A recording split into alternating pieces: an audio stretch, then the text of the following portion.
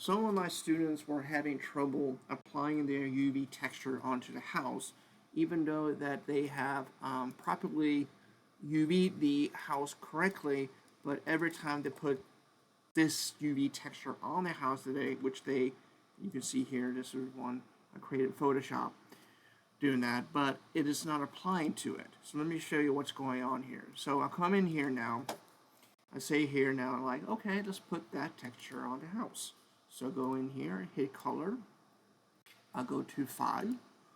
I go to my little folder right here, and then I go to downloads, and then I have to find my texture. I did. Let's see here. Here it is. That's my texture, house texture. I'll open it up, and you can see it is not applying properly to the house. And you are all saying, WTF, oink, oink, I, blah, blah, blah. I don't know. I just made up some bad cuss words. But, but I swear, I'm going to open up my UV texture. It's there, but it's not showing up. Even though you turn this on, you're like, what's going on here?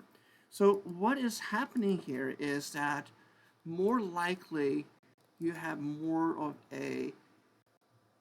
than one UV set.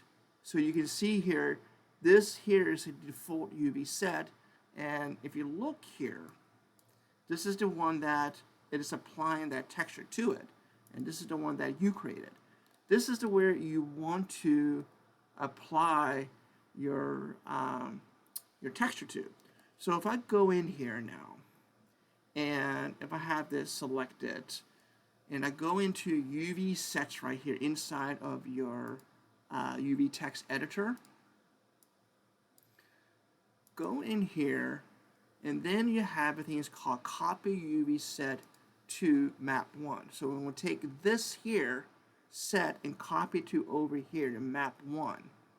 So when I do that, click now.